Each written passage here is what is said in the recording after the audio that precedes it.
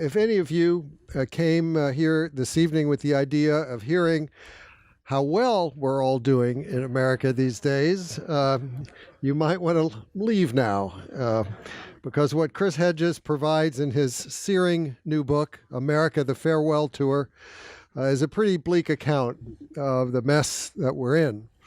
Just in the first few pages, Chris notes that civilizations over the past 6,000 years have the habit of eventually squandering their futures through acts of colossal stupidity and hubris. Then he adds, "We are not an exception. We are entering this final phase of civilization." Chris, an experienced journalist, goes on to detail the evidence of decline and growing despair. In the opioid crisis, increases in gambling, the prevalence of pornography, the spread of magical thinking, the resurgence of hate groups, the explosion of xenophobia, and so on. He examines these developments, sees the rise of Donald Trump and his authoritarian populism as an outgrowth and natural exploitation of these trends, and issues a passionate call to action to reverse this disintegration while there's still time. Anyone familiar with Chris's extensive writing over the years won't be surprised by the sharpness and forcefulness of his critique, the detail and broad scope of his reporting, and the many scholarly references woven into the book.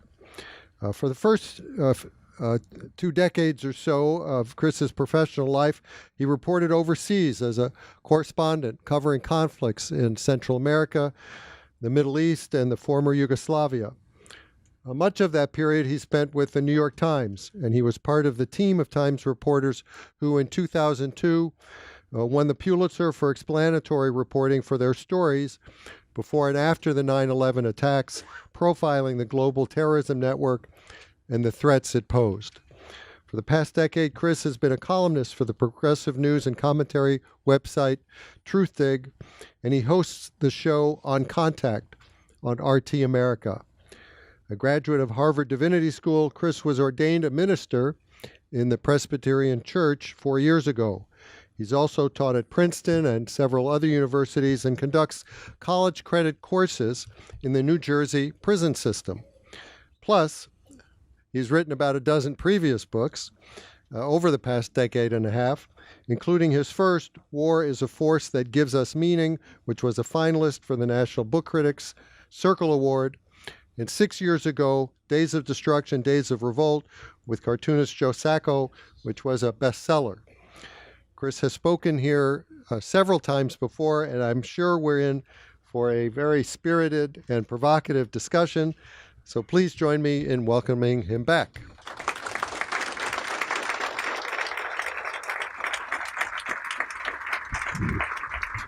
Thank you. So I'm going to speak for about a half hour, and then we'll open it to questions for a half hour. That's the every book that I've written has a kind of template. And for instance, Days of Destruction, Days of Revolt, which I did with the great cartoonist Joe Sacco, one of the finest journalists in America. And if you have not read Footnotes in Gaza, which he spent 6 years on, it's a masterpiece on the Israel-Palestine conflict. I knew it was going to be a rough one to go through, and I actually got up Easter morning before everyone in my house was awake so that it would be still and quiet, and that book just reduced me to tears. That book was really modeled on Let Us Now Praise Famous Men, the great work by James Agee, and the photographs by Walker Evans. This book, my kind of model was Emile Durkheim's great study of suicide at the end of the 19th century in France, where Durkheim, who was an amazing sociologist, very much like W.E.B. Du Bois, where he would go out. He didn't remain trapped in his particular academic enclave, but really went out and listened and interviewed, which is, of course, what made Du Bois such a remarkable and important presence and sociologist within the United States, writing about African American communities. And he came to the conclusion, this is where we get the term anomie, that societies that disintegrate, that societies in decay, communities in decay, create diseases of despair. That's not his term, but that's his idea. Pathologies that are expressed, that rise up from failed states, and those would be self-loathing, a sense of a lack of self-worth, alienation, all, as Durkheim says, that comes when you no longer have faith or belief in the established order, the established ideology, and established institutions. And that those kinds of pathologies are expressed in very self-destructive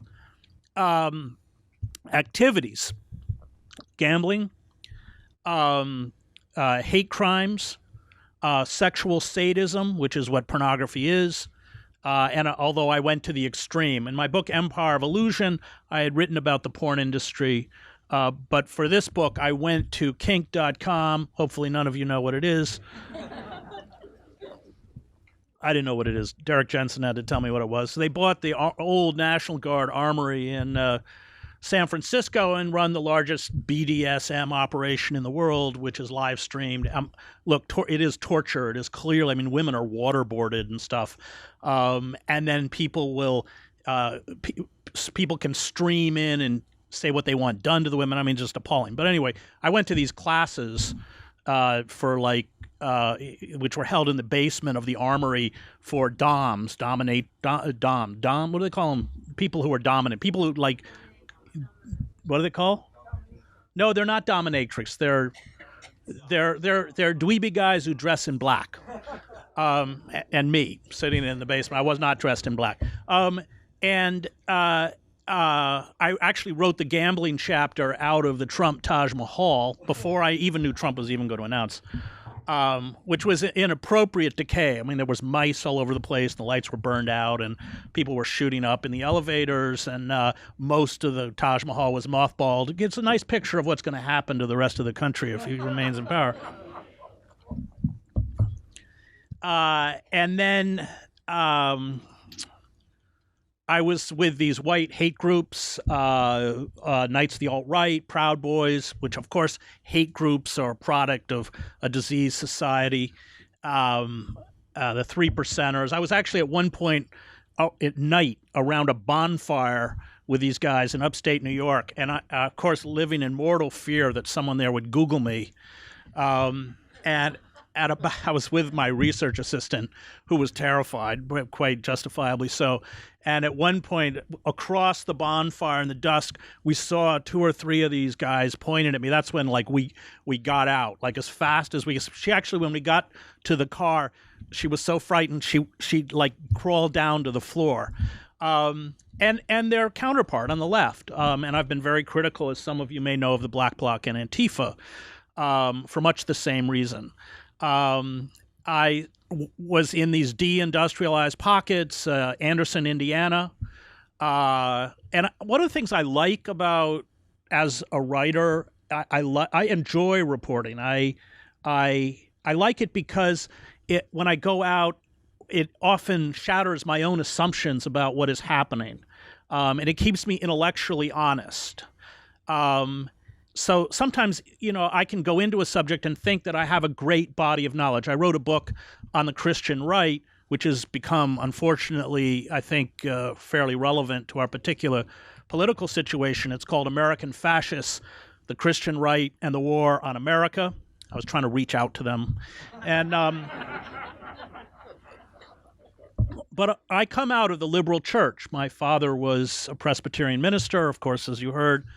I'm a graduate of Harvard Divinity School, but I didn't really know much about the Christian right, and I went in there with all sorts of assumptions, and I would say even stereotypes about the kinds of people who embrace this form of fundamentalism, which I think is heretical. It's Christian heresy.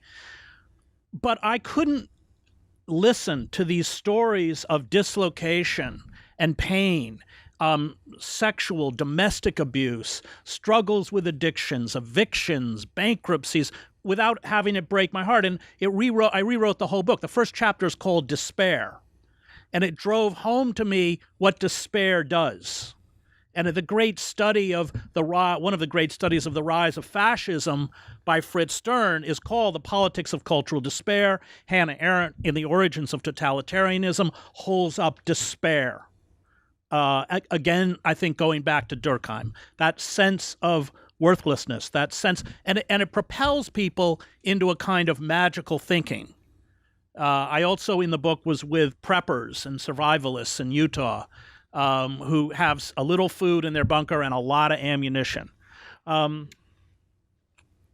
I think that magical thinking, what anthropologists call it crisis cults, is a natural response to people who are just so overwhelmed by reality that they can't cope. And when I was in Anderson, so Anderson, Indiana used to have most of the big GM plants. And then Clinton gave the gift of NAFTA to the American working class, and GM hightailed it down to Monterrey, Mexico, where they pay workers without any benefits or job security $3 an hour. So your union salary of $25, and if you were a senior level overtime, you could be making $50 an hour. You had benefits. You had a pension plan. You were medically covered. You were in the UAW. You had job security. It's all vanished. And Anderson went into the kind of tailspin that many deindustrialized pockets of the United States went into, with all of the attendant problems, including, of course, the rise of a casino, like this whole idea of economic development through gambling. I watched that try to work in Yugoslavia, and it doesn't come to a good end. The idea that you're going to fill state revenue shortfalls with gambling. I mean, what was fascinating about Anderson is that most of these old UAW workers voted for Bernie Sanders. But when the general election came around, they voted for Trump because they weren't going to vote for Clinton after NAFTA. They were acutely aware, and perhaps their anger was even greater at the Democratic Party than the Republican Party, because it was the Democratic Party that had betrayed them, that had pretended to fight for their interests and their concerns, that continued to use the feel your pain language of traditional liberalism, but had thrust a knife in their back. And that betrayal is very dangerous. It is, Baldwin, when James Baldwin writes about, and one of his essays, he writes about why he thinks African-American middle-aged men don't have a midlife crisis the way white middle-aged men do. He said, because African-American men are not prone to believe in the American dream, given the forms of oppression that mutate and are protean and exist throughout have always existed throughout American history. And I think that there's a certain wisdom in that. That these, of course, the highest, and I write about suicide, the highest percentage of people who commit suicide in this country, which is an epidemic, are middle-aged white men. People who realized that, in fact, the society there is no place for them. That the quote-unquote American dream was a lie. And so what's happened, and it's been a process over a few decades, is that we have undergone what John Ralston Saul calls a coup d'etat in slow motion, a corporate coup d'etat in slow motion. Sheldon Wolin, if you don't know Sheldon Wolin, please read him. We just lost him a couple years ago. I did a 3-hour interview with him right before he died on YouTube, which was very humbling. I had reread all his books. I had pages of notes. You can watch it. It's remarkable intellectual pyrotechnics. There was just nothing that I couldn't throw at that guy. It was really quite spectacular. We had not been interviewed in over a decade. It was the last interview he gave. But his book, Democracy Incorporated, and then his masterpiece, Politics and Vision, are kind of seminal works. Politics and Vision is often considered by political scientists as one of the great political books on political philosophy produced in America in the 20th century, and I think that's not hyperbolic. Wolin calls the system inverted totalitarianism, in that he means that, like the late Roman Republic, you still have the facade, you have the iconography, the language, the institutions of an open society, of a democratic state, but internally, corporations have seized all of the levers of power to render the citizen impotent. And of course, what that does, anytime a cabal seizes power, whether it's monarchical, communist, fascist, corporate, and redirects all of the systems of government and institutions towards their own empowerment and enrichment, then you get a form of political paralysis. The political system seizes up. It no longer responds to the rights and legitimate grievances of the citizenry, and in fact extracts more and more and more out of a population that is already under deep distress. And of course, that is what has happened, and that's one of the reasons why it's important to get out to places like Indiana, or I write out of Scranton, Pennsylvania, where the city went bankrupt or almost went bankrupt, and they had to sell off all of their utilities, their sewer system. This is not uncommon throughout deindustrialized centers in the United States. And of course, corporations buy it up and then jack up the prices. And these are, I think it's in the book, but I can't remember the average per capita income per family is like $40,000 a year or something in Scranton. Not much. And so you're extracting more and more and more from a population that has less and less and less. And that is the process. I mean, Trump has, of course, turbocharged the kleptocracy, but it was there before he came in. And so what we're facing and what we're producing and what's ahead of us is the inevitable collapse of the American empire. All of the warning signs that have brought down other empires throughout history are flashing red within the American empire. And I'll just tick a few of those off. One is the political paralysis, the inability of the system to address the injustices, the economic deprivation, the loss of rights of the population, and in fact, to make it worse. The other, of course, is something that even Bernie Sanders doesn't like to talk about, and that is the bloated militarism and imperialism that is hollowing the country out from the inside. So you have now 17 years of warfare in the Middle East. There's a term, I don't know if people have read, Alfred McCoy wrote a good book, I think it's called This American Century. He's a great historian. But he talks about what he calls micro-militarism. It's a term that historians use. And what it is that late empires inevitably overreach. They carry out acts of military folly in an effort to recapture a lost power.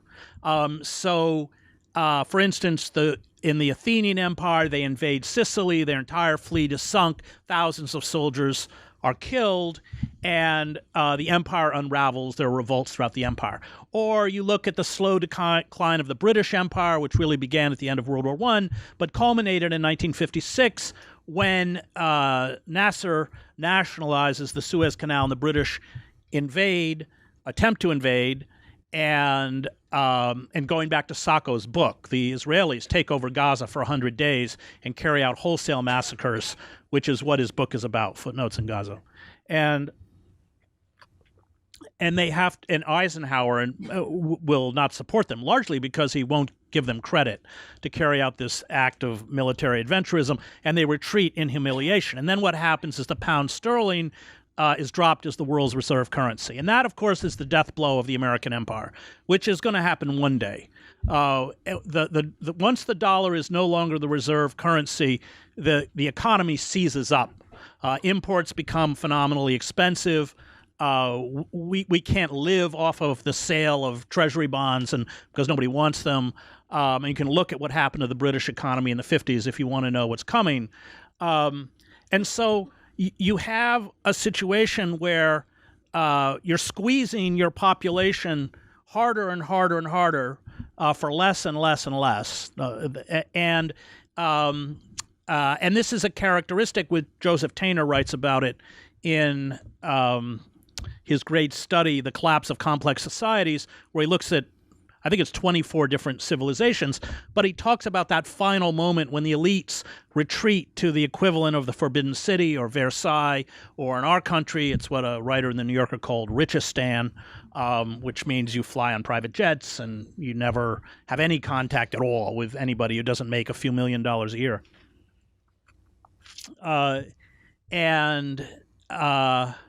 And so they have no connection with the reality, and they squeeze. In this case, of course, it's through debt peonage. They've borrowed all these banks, Goldman Sachs, which is a criminal organization, Goldman Sachs, all of these corporations were able to borrow from the Fed trillions of dollars. I mean, there's various numbers, 4, 7, and at virtually 0% interest, but it does have to be paid back. And so how's it paid back? It's extracted from us. That's $1.4 trillion in student debt. That is, you're late on your credit card, it's 28%. That is, even if you have health insurance, as anyone who has it can tell you, the costs keep rising astronomically in terms of copay, what they don't cover, what the pharmaceutical industry, which can jack up our, the miliion, but that's just one of many examples in the EpiPen. So you're extracting more and more from a population, and how do you deal with this kind of calcification or failed democracy?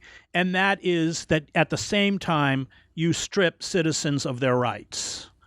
You reinterpret constitutional rights. You overturn them by judicial fiat. So, for instance, with Citizens United, which allows the Koch brothers to control with dark money or Sheldon Adelson these figures, our elections, it becomes the right to petition the government or a form of free speech. This is how Citizens United is justified. Edward Snowden exposes the fact that we are the most surveilled, watched, monitored, eavesdropped population in human history. And I covered the Stasi state in East Germany. And, of course, nothing is done to restore the constitutional right of privacy. And if you wonder why it's so dangerous that they have everything on every one of us, including medical records. You go back to Hannah Arendt's great book, Origins of Totalitarianism, and she writes about how despotic governments take information or have files, information on every citizen, so that at the moment that they seek to criminalize that person or a group, they can twist whatever information they have to justify it as a crime. We also have, courtesy of Barack Obama's signing of the 2011 National Defense Authorization Act, Section 1021, which overturns the 1878 Posse Comitatus Act, which had before prohibited the military from acting as a domestic police force. And as some of you may know, I sued Obama in federal court, and to the chagrin of the national security state, won. And the very courageous judge, Catherine Forrest, ruled in our favor and issued a temporary injunction. And within hours of that injunction, lawyers from the NSA had flown up and demanded in the name of national security that she reinstate this act. Now, this act allows the military to seize U.S. citizens, strip them of due process, and hold them indefinitely in military facilities. And in her opinion, which is worth reading, she said this opens the path for the government to criminalize an entire group of people. And she cites the 110,000 Japanese Americans who were interned in World War II. You militarize police forces, and you create legal and physical mechanisms among the demonized segments of your population, so that at a moment that the country becomes restive, with a flick of a switch, you can impose martial law or tyranny. So in marginal communities, you have already reigns of terror. 94% of the people in our prison system never get a jury trial. They're forced to plea out. And I have taught in prison for 10 years, and the students I have with the longest sentences invariably went to trial, did not commit the crime for which they are charged, went to trial, though many people who are forced to plead guilty didn't commit the crime. And nobody deserves, almost no one in the system deserves the length of sentences or the conditions they're held under. And they get the longest sentences because it's a message sent to everyone else, which is basically don't try this. I mean, they won't peel off the charges. And that's how a plea works. They stack all sorts of charges. Even they know you didn't do it. I mean, they love to put kidnapping on, no matter what you did, because it's 25 years. So, and it will go back to Arendt.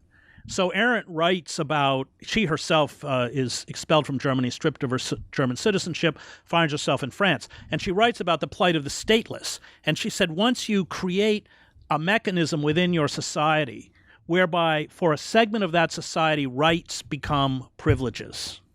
And we see it with what's happening to undocumented people around us. Then you have the infrastructure and the legal tools so that those privileges can be taken away from everyone. And let's be very clear, just to conclude, that our corporate masters will stop at nothing if they feel that their profits are being impeded. And the great example of that, and I was out there, is Standing Rock. So here you had a nonviolent protest by water protectors to safeguard their own, not only their water, but their land. And the response of the state, and this was under Obama, was incredibly violent. So over 700 arrests, the use of attack dogs. We're all talking about nonviolent protesters. Sub-freezing temperatures, you're using water cannons laced with pepper spray against people. Constant infiltration. And this is something that I keep telling the kids who I loved in Zuccotti they weren't quite aware of, the extent to which the state is able to monitor and infiltrate. Although there were moments in Zuccotti when it was out of a Doonesbury cartoon, because some guy who clearly lifted weights and was in his 30s would show up in a baseball cap and tell everyone he was at Reed College, but he forgot his ID card. And the question was always the same. After a little chit chat, he goes, "So, who are the leaders?" That was always, and I mean, the power of Occupy was that everything was transparent. We're not going to win this game unless we're transparent. And it gets the whole issue if somebody wants to ask about nonviolence, which is the only way we're going to win this game. And so I remember one of these cops went to the head of there was a medical tent in there, and said to the woman running the medical tent, so eventually came out, "So who are the leaders?" And she goes, "I am." He goes, "Oh, really?" He goes, "Well, what's your title?" She goes, "God." But what's not funny is that because these activists were using electronic media, digital communication, they knew who was important. And under Obama, coordinated national effort, they shut down Occupy, which for me was one of the great tragedies of our time, because if the state had responded rationally to the very moderate demands of the Occupy movement, forgiving student debt, universal health care, a jobs program, especially targeted at people under the age of 25, it would have actually gone a long way to ameliorating the pressure, which has now only gotten worse. But unfortunately, the state did not respond rationally. I know I'm a little over, but just let me close by talking about Trump. Trump is the symptom. He's not the disease. And I watched this same kind of political deformity and deterioration in Yugoslavia. And you can go back and look at Weimar. Eric Vogelin writes about it in Hitler and the Germans, where he talks about how, this idea that Hitler mesmerized or hypnotized is ridiculous. What it tapped into was a kind of inchoate rage and frustration and sense of betrayal, because after the 1929 crash, the socialist government, the Social Democrats under Ebert in Weimar, imposed the same kinds of programs of austerity that were pushed on him by the banks. So they even suspended, if you can believe it, unemployment insurance. People couldn't even get unemployment insurance. And the Nazis were in 28 were polling in the single digits after the crash, of course, and the policy of austerity, and then it gets into the whole. We can go back to Rosa Luxemburg and the Freikorps and all that. But the people embraced these figures who were. Everybody knew they were buffoonish in the same way that everyone knows Trump is buffoonish, as the same way that everybody knew Radovan Karadzic or Slobodan Milosevic or Franjo Tuđman were buffoonish, because of the anger at the system.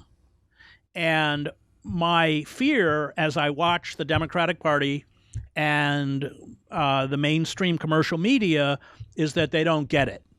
They continue to play this reality show game. Did Russia try and interfere? Well, yeah, probably. But Trump is not a product of Russian interference. Trump is a product of grotesque social inequality. And of course, the Democratic Party doesn't want to address that issue because they are an appendage of corporate power. Yes, they're not they are on the spectrum of corporate power that doesn't want to be identified as a racist or a xenophobe or a homophobe.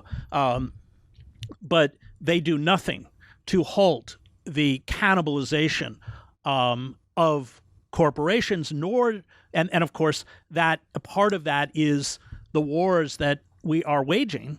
It makes no sense to remain. The Taliban now controls more territory in Afghanistan than they did when we went in. So why are we still there? Well, I mean, look at the stock prices of Raytheon, Halliburton. A cruise missile costs what, $1.1 million? Let's drop 50 of them on Libya. It's good for money. It's good for profit for the war industry, but it's not good for anyone over there, and it's certainly not good for us. And then I guess I'll happy to take any questions anyone has.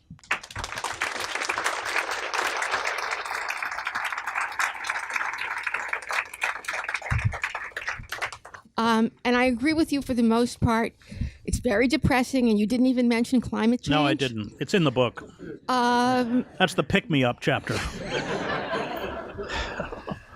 But I think I'm older than you, and yes, the empires have collapsed, but this happened very quickly.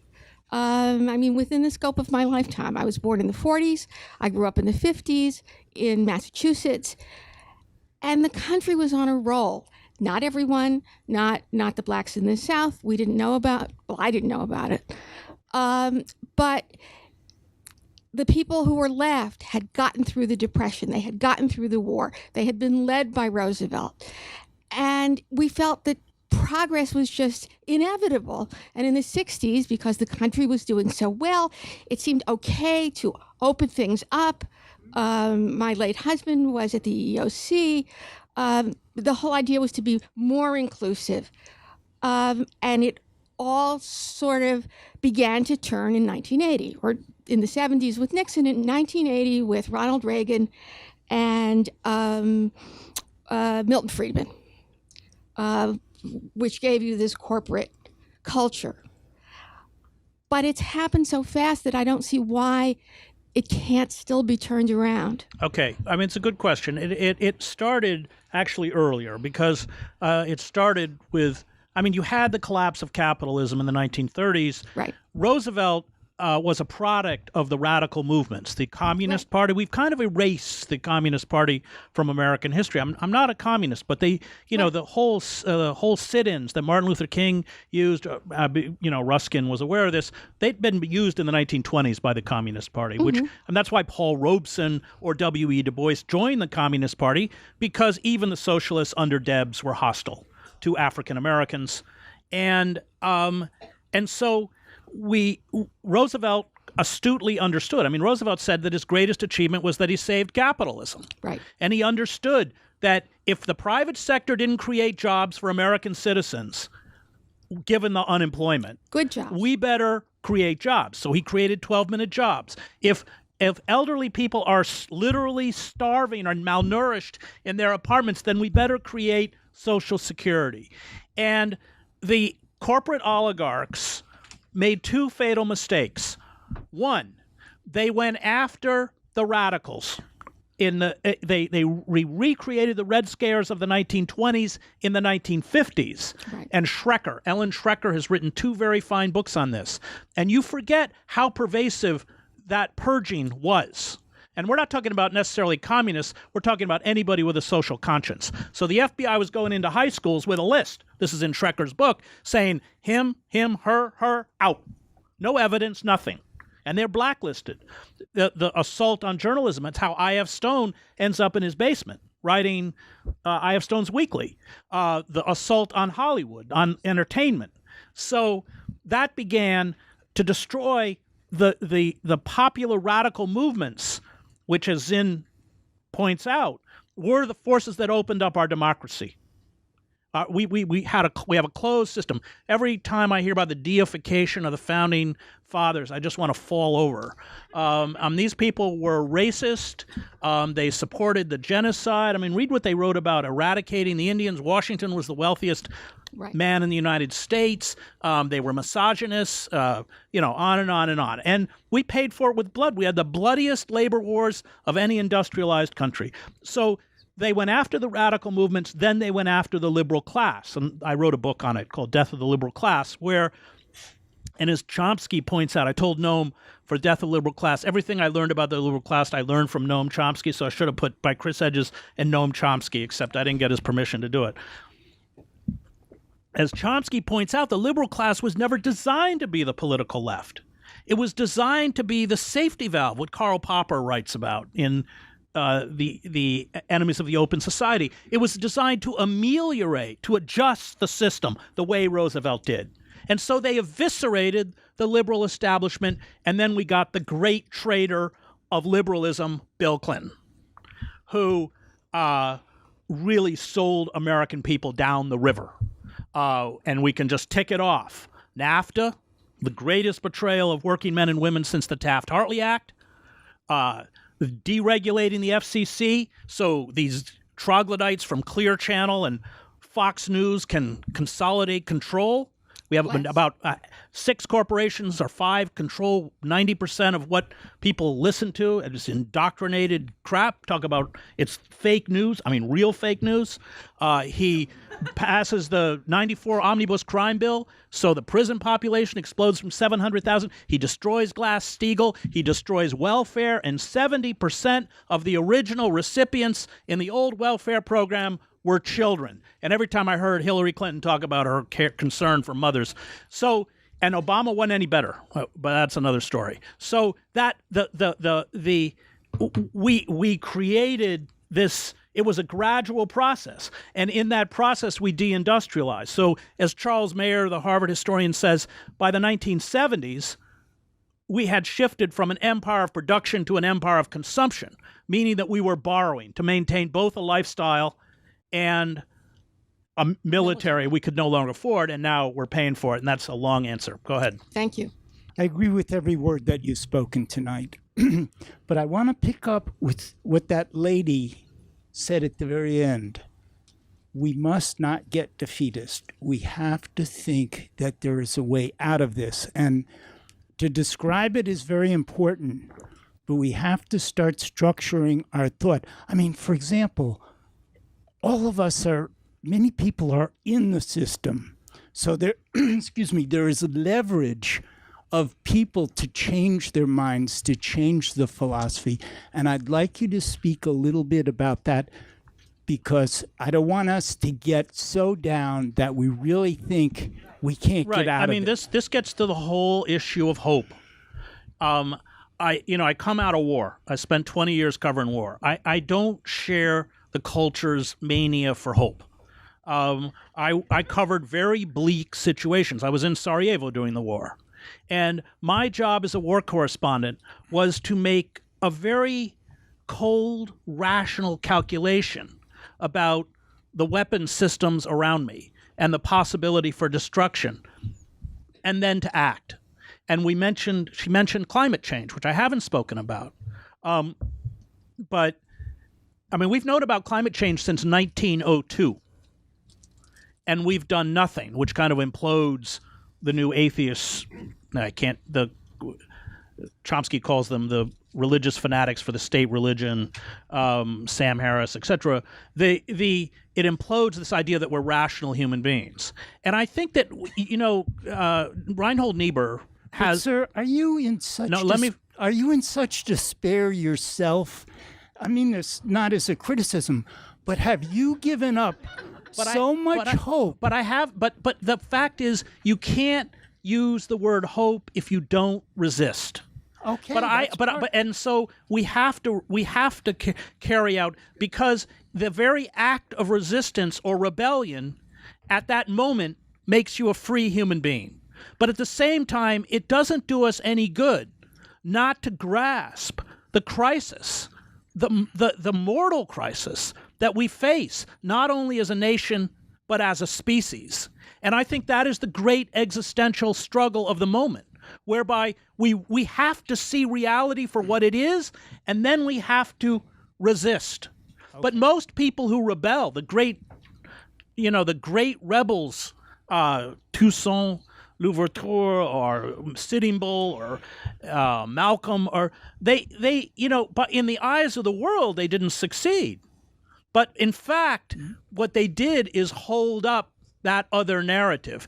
And I would then go into my own background as a seminarian.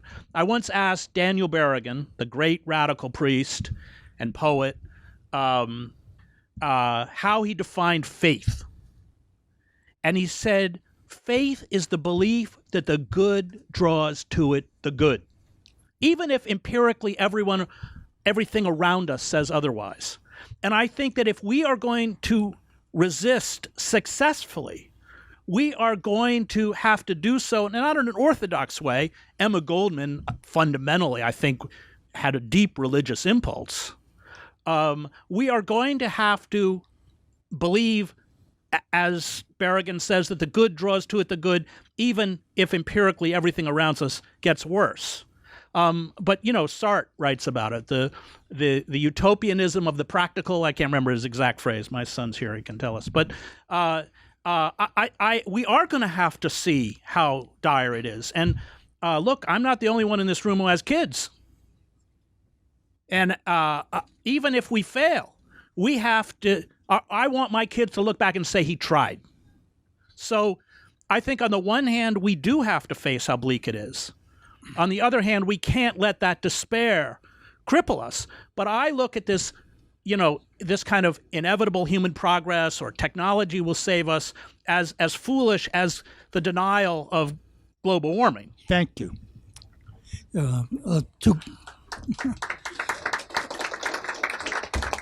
Two, two quick questions. If Trump, for a chance, is impeached, do you feel that the backlash could result in armed civil strife?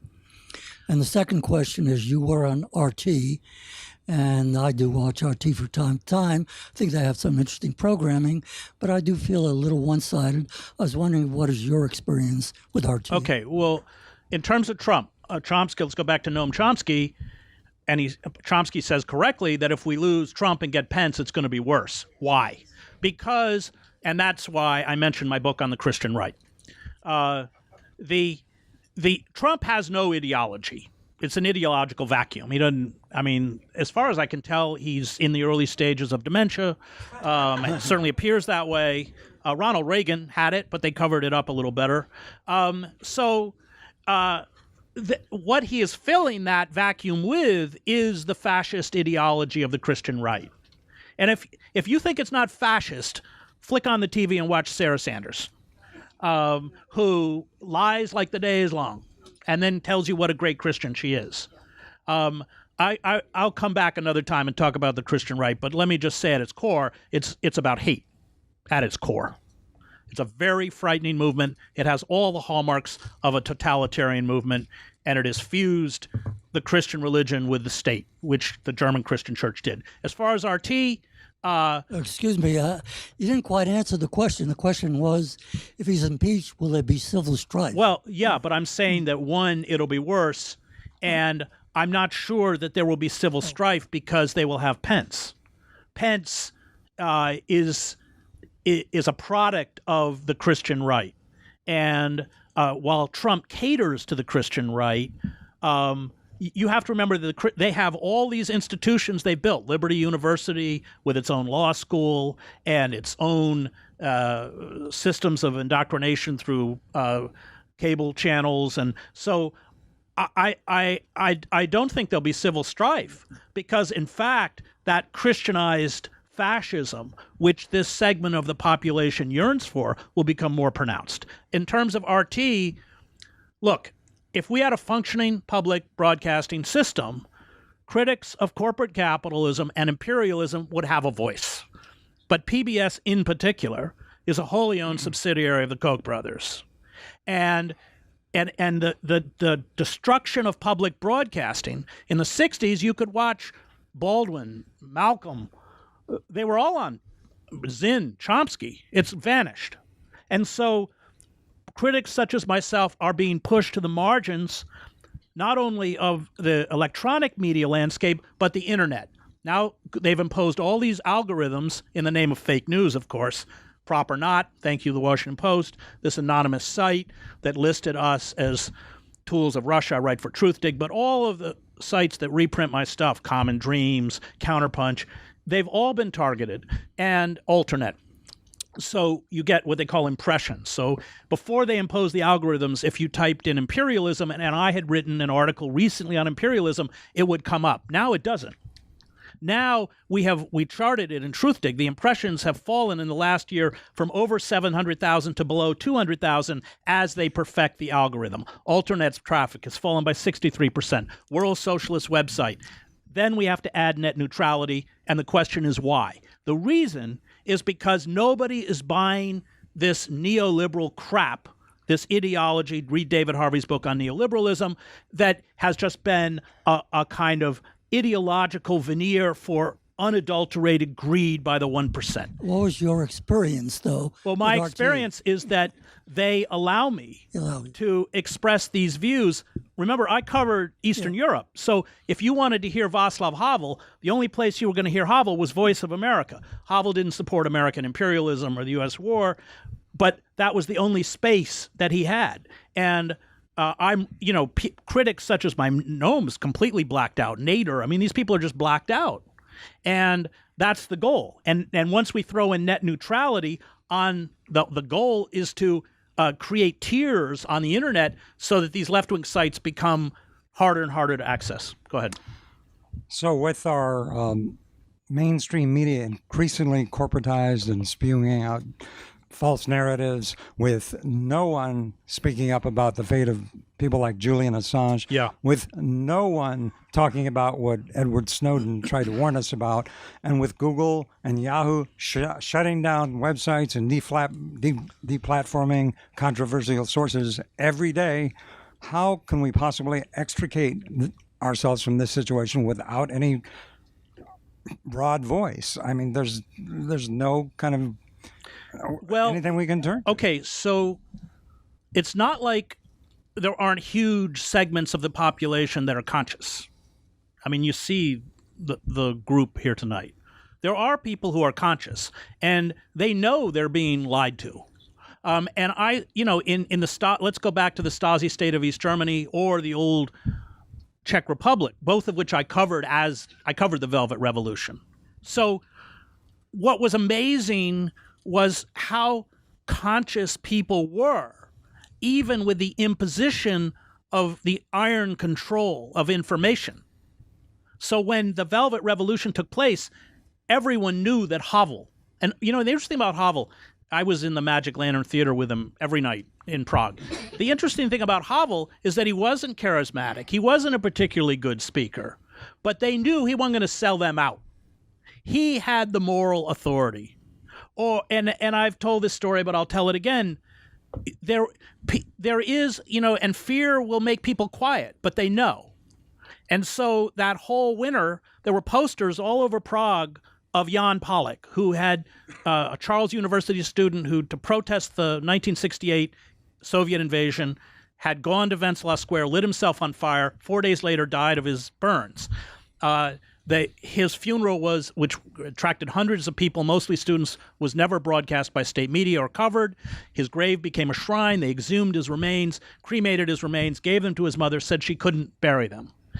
That winter, his poster was everywhere. When the communist government fell, 10,000 people marched to Red Army Square and renamed it Jan Pollock Square. Marta Kubasheva, the great singer, sang the Prayer for Marta, the anthem of defiance that was broadcast on the airwaves as the Soviet tanks rolled in. After the overthrow of Dubček and the imposition of the pro-Soviet government, her recording stock is destroyed. She's banned from the airwaves. Between 1968 and 1989, she works at an assembly line at a toy factory. I was in Wenceslas Square. She walked out on the balcony. She began to sing the Prayer for Marta, and every Czech in that crowd knew every word. That is the power of resistance, what Auden calls the ironic point of light that flashes out wherever the just exchange their messages. And that's why tyrants and despots are terrified of the truth, because people see it, people feel it. And there's more people out there that, you're right. And they are trying to shut it down.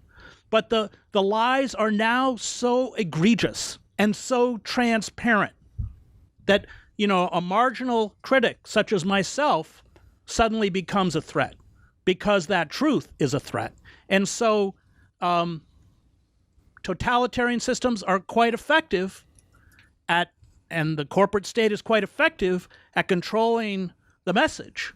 But I just traveled all over the country for this book. I can tell you people are far more conscious. But with the internet completely in the power of these corporations and knowing everything about us and using it against us, how can that wasn't around in 1969, and this is what we face today?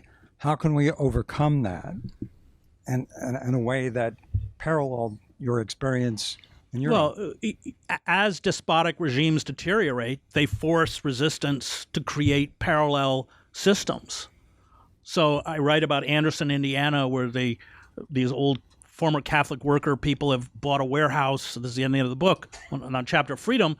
And they are literally, because their stories are not told, people trapped in the gig economy, they literally print. They print it up and write it and disseminate it.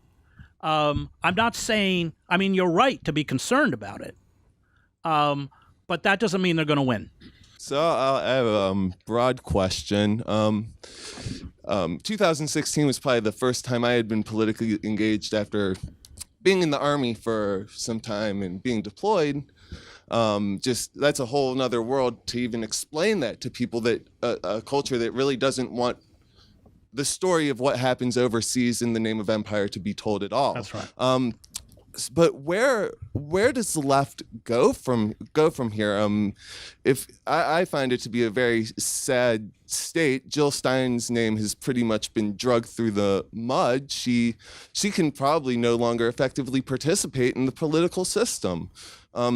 The Democratic Party, as much as Ocasio-Cortez seems like she'll bring change, she still has to go up against a huge apparatus that will silence her, I think. Yeah, Where do we go? Where do we go? We go to the street. We look at people like Standing Rock. We look at all of the great radical movements that were shut out of power. I mean, we've gone through vicious periods of American history. I don't know if you know James Cone, but if you don't, you should read him, Crossing the Lynching. We've just lost him. This most important theologian in America and one of the great moral voices of our time. But as James kept saying, people will say Malcolm was so radical. Malcolm said what he said in Harlem. When King got up and said what he said in Montgomery, it meant that the next day walking down the street, he could be dead. And I think that we have to uncover or find again with us that kind of moral courage represented by the great figures of resistance. And we have to begin what we saw in South Africa, which brought down apartheid, which is non-cooperation. We have to do everything in our power to build alternative structures to pit power against power, and we have to do everything in our power to obstruct the workings of the corporate state. And that's what the Wobblies did. That's what the old CIO did. That's what they did in the civil rights movement. That's what the Communist Party did. That's what the Progressive Party did. We have antecedents. They erased this from American history. That's what the Bonus Marchers did, which, of course, MacArthur went in and evicted them by force. And, politics is a game of fear, and we have to make them frightened of us. That's our goal. That's the only way they're kept in check. So there's a passage in Kissinger's memoirs, which hopefully is not being sold in this bookstore. Do not go buy it. It's 1971. Tens of thousands of anti-war protesters around the White House. Nixon has put empty city buses end to end around the White House's barricades, and he's standing at the window looking out, wringing his hands next to Kissinger, going, Henry, they're going to break through the barricades and get us. It's our job to make people in power feel fear. That's our job. And until we do that, and believe me, I have relatives who are on Wall Street, and Zuccotti, which was absolutely did not pose any physical threat to these predators on Wall Street, they were terrified. They wouldn't even go out for lunch. They had all their private security firms tweeting or telling them every hour, they're on Bond Street now. They have a giant puppet octopus in front of Goldman Sachs. Really.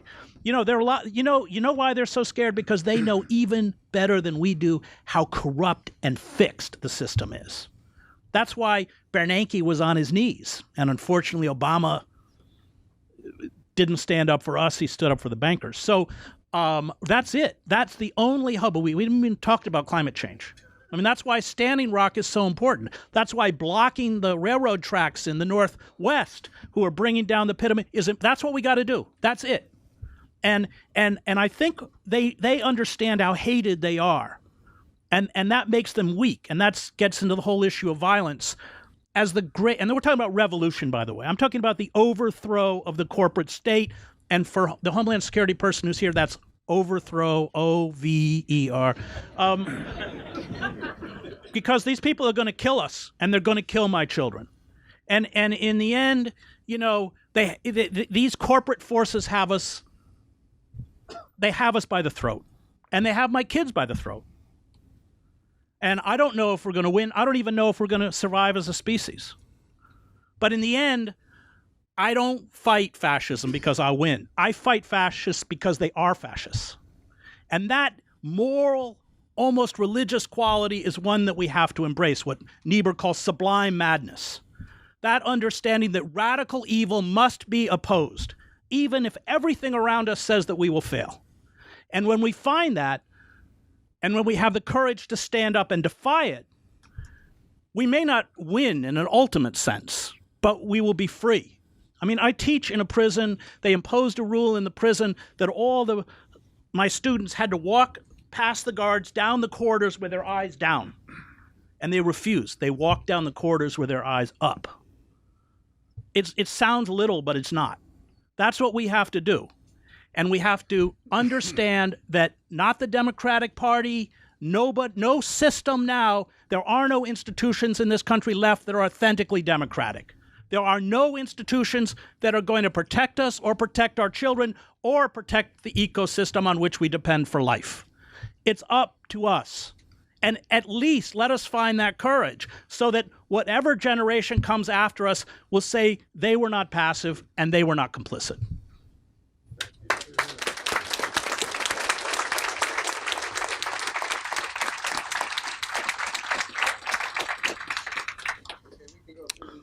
As a fundamentalist, say on profit. I thank you, Mr. Calling. But that's why I came here tonight, was to get the answer on dealing with despair. And your latest article, by the way, in TruthDig, is about climate change. Yeah. And you go all the way to the wall, basically implying that no matter what we do, we're going to lose this battle. And that's, I would like you to do an article in TruthDig about what you said tonight, because I've never heard you say all this stuff before.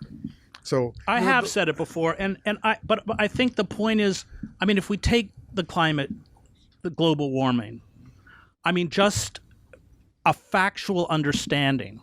I mean, even if we stop all carbon emissions today, we are still going to be dealing with catastrophic effects of climate change. And of course, under the Trump administration, they're rolling back whatever TPID reforms they have. And we don't have any time left. And I think part of it's imperative for us to grasp how little time we have left. I mean, climate scientists are quite clear that once we get below 2%, above 2% Celsius, we may get into the kinds of feedback loops that create the temperatures on Venus, which are 800 degrees. And it rains sulfuric acid. That's where we are, and there is no serious climate scientist that disputes that. And yet, I think I talk about the mania for hope. I think if we understood the emergency that we're in, we might begin to react. But of course it fills me. I mean, my youngest son his favorite book is Out of the Blue, so it's like narwhals. And I'm thinking it may very well and probably will be that in your lifetime, single one of those species doesn't exist. And I think that when we understand how precarious our situation is and stop fooling ourselves, we will react. And it goes back to that sublime madness. I mean, that in the end, it is most rebels throughout history don't succeed, but we have to, and I think that we actually overcome despair by resisting. I mean, I do. I mean, it's boutique arrest. I never heard that statement from you before. No, I've made it. That's the key. I mean, right there. Look, I've been arrested in front of the White House. I've been arrested in front of Goldman Sachs, and that kind of solidarity. I was arrested with 133 vets in front of the White House, and in the winter, it was snowing.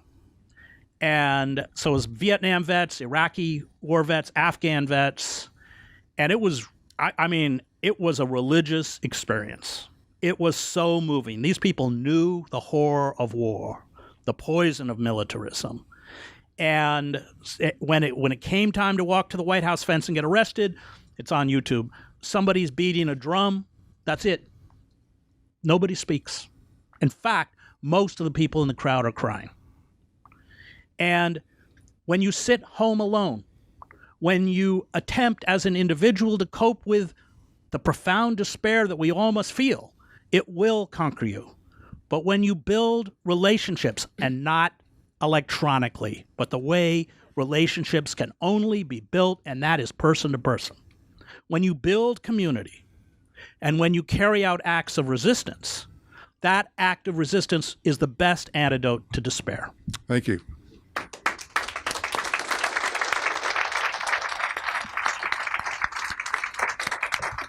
You have one more? Yes, I Okay, two I actually had a serious question, but I realize time is short. Basically, you never hear anything about the money system in progressive discussions, and I would love that to be addressed more. Not the money system. He'll talk about banks and so on, but it's much more complex than that. But I do want to take this opportunity to thank you personally. I realized as a progressive about 2 years ago that I could no longer continue to kill and exploit animals for my pleasure. And I know you don't get to talk about it that much, but you inspired me to go vegan, and it's changed my life completely. So I just want to say thank you. Well, if you care about climate change, the animal agriculture industry, many people argue, is the greatest contributor to global warming. And you can get up tomorrow, and that's something you can do. It's also healthier. But it was the environmental factor that pushed me to become vegan, because whatever I do in my life, it was an easy action to take, and again, it is part of that assault that we all must carry out against corporate power, and then we get into the whole issue of how they treat animals and the antibiotics they pump into them and everything else. But yeah, thank you for bringing that up. I think it's an important thing that we can all do. Hi. In light of your comments about resisting, taking it to the streets, shutting it down, I know the buzzword now is we all need to choose civility, but I just noticed when you began, you made some comments about the Antifa demonstrators, and they didn't sound very positive. No. Could you sort of expand on that a bit? Well, I've written about it. During the Occupy movement, I wrote about the Black Bloc, and I call them the cancer of Occupy. Look, the problem with Antifa and the Black Bloc is that in the name of diversity of tactics, they really only have one tactic. They serve the interests of the state. And the interests of the state is to demonize the resistance movement, make people afraid of it, and infiltrate it. And I would argue that the huge percentage of these people are cops. Infiltrate it and get them to carry out acts of violence to justify state repression. You want to know who wrote the best about anarchist violence? Is Lenin. He got it. He understood how dangerous that was to the revolution. And look, resistance is not a form of catharsis. It's tactics. It's strategic. Our job is to bring them down. And as the great theorists of revolution, Crane Brinton, Jeffrey Davies, and others have pointed out, no revolution succeeds, and this was true in the revolutions I covered in Eastern Europe, until a significant percentage of the security apparatus and the civil bureaucracy defects. Because once they defect, it creates paralysis. So I was in East Germany. You have demonstrations in Leipzig. Erich Honecker, the communist dictator, for 19 years, sends down an elite paratroop division, which is going to fire on the crowd. They get there. The local communist authorities block it. Honecker's out of power within a week. That's because these people know. I mean, I used to get in a battle about taunting the cops in Zuccotti. And I remember kind of flippantly, which I shouldn't have done, saying to a group in Zuccotti, the people who carried out the most egregious abuses in Zuccotti were the white shirts. They were the officers. Once the white shirts weren't around, there was a lot of almost fraternization between the blue uniformed and the kids. So in this talk, I said, look, we only have to deal with the white shirts for a couple hours, these white shirted assholes, for a couple hours a day. These cops have to deal with them all day long. So they shut down Zuccotti, and I'm giving a talk in New York. And at the end, this man comes up to me and he goes, I'm a white shirted asshole and I read all of your books. Now, he might be the only one, but I shouldn't have said that, because we will not succeed unless we bring with us substantial sections of those within the power system. And look, I think they passed Section 1021 of the National Defense Authorization Act because ultimately the elites don't trust the police to protect them. And when we, in this 2-year legal battle, we went before Obama appealed it to the Second Circuit, the appellate. And of course they were stuck because it's totally unconstitutional. So they don't want to have to rule on it. And for months, they sit on it. And I was also a plaintiff in Clapper versus Amnesty International about wholesale surveillance before the Snowden revelations, where government lawyers got up and said that I and the other plaintiffs were just speculating about government surveillance, and then added, if the government was monitoring them, we would tell them. Okay. So they threw it out because we didn't have standing. That's the way they deny our rights. And so then the Second Circuit said, he doesn't have standing. He can't bring the case. And we filed a cert, but during that to the Supreme Court, and they wouldn't take it. But during that 2-year battle, we went to the Democratic leadership. We went to Pelosi, the lawyers. We said, look, they pass Section 1021 every year. All you have to do is pass it and say it doesn't apply to U.S. citizens, and we drop the lawsuit. But of course they weren't going to put, because it does apply to U.S. citizens. And I forgot your question. What was it? It was about Antifa. Oh, yeah. You know? So Antifa plays into what they want, which is a militarized states. And as I look, I was overseas. Somebody that asked a question was overseas. He'll second me, having been around special forces. We have 60,000 of them. They're called death squads. The state has the capacity to inflict levels of violence that we can't even begin to imagine. And that's just a route that is utterly self-destructive. And so I have been quite vocal in my attacks against Antifa and the Black Bloc because I see them as counterproductive to what we're trying to accomplish.